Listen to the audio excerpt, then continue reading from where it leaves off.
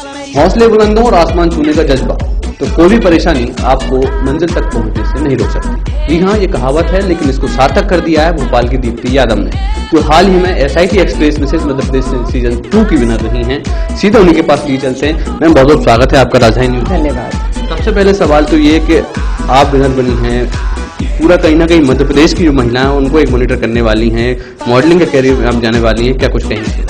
पहले तो मैं ये कहना चाहूंगी कि मैं बहुत खुशनसीब समझती हूँ, क्योंकि ये कंपटीशन इतना आसान नहीं था।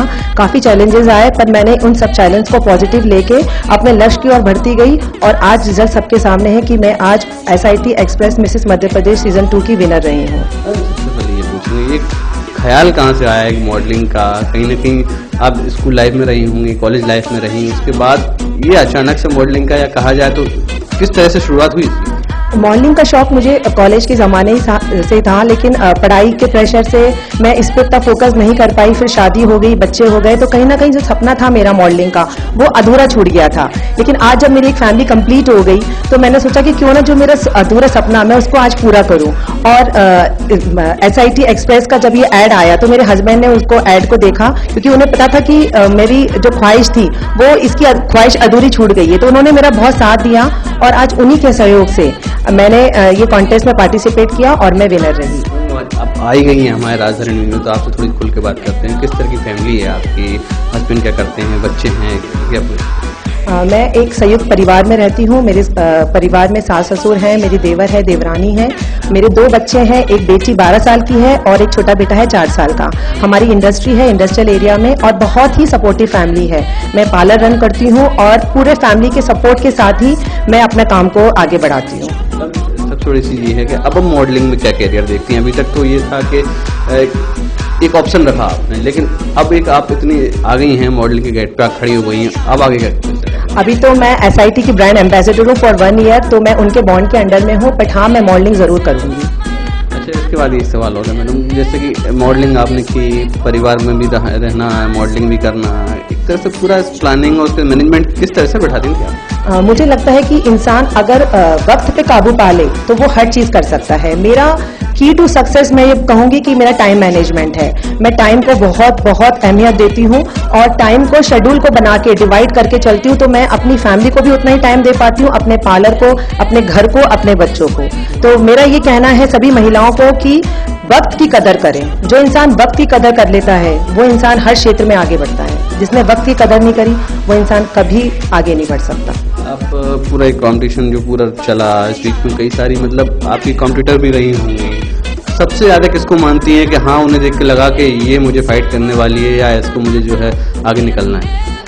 हम पूरे 15 प्रतिभागी थे और मैं ये सही मायने में बोलूं तो सभी के सभी चैलेंजिंग थे। मैं ऐसा किसी का एक जन का नाम नहीं लेना चाहूंगी, लेकिन मैं कभी भी आपको अपने ऊपर ओवर कॉन्फिडेंट नहीं होना चाहिए। बस मैंने अपने आप पे फोकस करके अपना लेवल बेस्ट ट्राई करने की कोशिश करी और सबको जज करती थी वहां पे सब में कुछ ना कुछ खूबियां थी और उनको खूबियों को मैंने देखा और उससे मैं और अच्छा क्या कर सकती हूँ, मैंने उस पर मेन फोकस किया। तो सभी चैलेंजिंग थे। अच्छा, आपने सुना होगा, कहते हैं कि मतलब कोई इंसान जो है, खासतौर पर पुरुष अगर मतलब आगे जाता है तो कोई महिला उसके पीछे होती है, महिला का हाथ होता है, लेकिन अब जब कोई महिला आगे जाए तो क्या माना जाए कि पुरुष का भी हाथ होता है, और अगर है तो आप किसको देना चाहिए? बिल्कुल, ये कहावत है कि behind every successful women there is a man, but in my case behind my success my husband and my family is there. तो मैं अपने हस्बैंड को और अपनी फैमिली को इसका पूरा श्रेय देना चाहूंगी।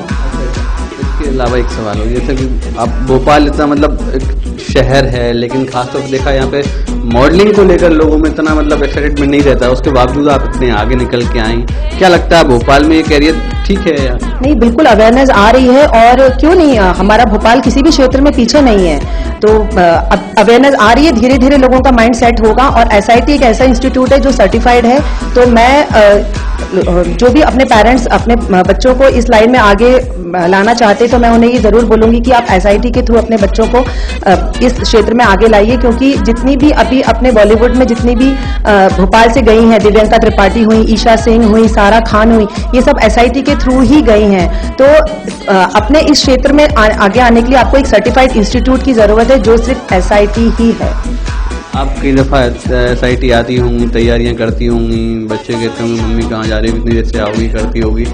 ये एक पूरा एक माहौल जो रहता है, कहीं ना कहीं एक पारिवारिक मोह आपने छोड़ा है इसके लिए, तो क्या फील किया? परिवार का मोह तो देखिए कभी नहीं छूट सकता, और अगर आप फैमिली को छोड़ देते हो तो भले ही आप आगे भी बढ़ते हो, लेकिन कहीं ना कहीं अंदर आपके अंदर वो चीज आ जाती है कि नहीं, हमने एक चीज को दुखी करके हमने दूसरी चीज पाई है। तो मेरा ये पूरा ध्यान रहता है कि मैं अपनी फैमिली को भी हेल्प करूं और जो मेरा सपना है उसको भी पूरा करूं। तो मैं अपना टाइम को इसी तरह से डिवाइड करके चलती हूँ कि मैं दोनों में कोऑर्डिनेशन बनाकर चलूं।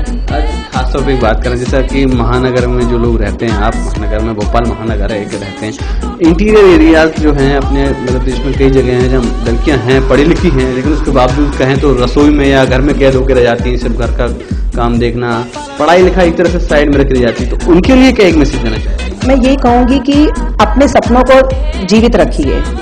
ऐसा जरूरी नहीं है कि आप बड़े शहर में हो तभी आप कर सकते हैं। आजकल इतने सारे प्लेटफॉर्म आ गए हैं कि छोटी छोटी जगहों से भी हमारा इतना टैलेंट बाहर निकल के आ रहा है। तो जो भी आपके अंदर टैलेंट है उसको मरने मत दीजिए, आप उसे बाहर लेकर आइए। आजकल इतने प्लेटफॉर्म है, आप जाइए, बढ़िए आगे, अपने सपनों को साकार कीजिए। SIT एक्सप्रेस ने इतना बड़ा मौका दिया आपको, एक मॉडलिंग के गेट पे लाकर खड़ा कर दिया, अब आप बहुत आगे तक जा सकती हैं, कई सारे चांसेस हैं, कई लोगों से मिलवाया उन्होंने आपको, क्या कहेंगे उनके बारे में? मैं तो अपना पूरा श्रेय SIT को देना चाहूंगी। आज मैं जो भी हूँ, जितना मेरे अंदर जो कॉन्फिडेंस है वो सिर्फ एक SIT के एक हफ्ते की ट्रेनिंग में उन्होंने मुझे इतना बदलाव ले आए कि आज मैं अपने आप को on the top of the world समझती हूँ। और एक हफ्ते की जो ट्रेनिंग हमारी हुई, जो हम पहले दिन थे और जो हम 5वें दिन थे, उसमें जमीन आसमान का फर्क है, जमीन आसमान का। तो दर्शकों ये है दीप्ति यादव, जो काफी मतलब कॉन्फिडेंस उनका जबरदस्त हाई हो चुका है एक हफ्ते में, जब से SIT एक्सप्रेस में जो है मिसेज मध्य प्रदेश बनी है। खासतौर पर उनका कहना है कि उन महिलाओं को संदेश है जो इंटीरियर्स में या महानगरों में नहीं रहती हैं, उसके बाद पढ़े लिखे होने के बाद भी अपने आप को घर की चार दीवारी में कैद कर लेती हैं, वो भी आगे आए हैं, इस तरीके के कॉम्पिटिशन में भाग लें। जरूरी नहीं है मॉडलिंग का हो, इसके अलावा भी कई सारी फील्ड्स हैं जिनमें वो आगे आ सकती हैं। तो फिलहाल ये मुलाकात थी हमारी दीप्ति यादव से। इसके बाद अगले एपिसोड में हम आपको किसी नई शख्सियत के साथ मिलाएंगे। तब तक आप देखते रहिए उसकी अंदाज़।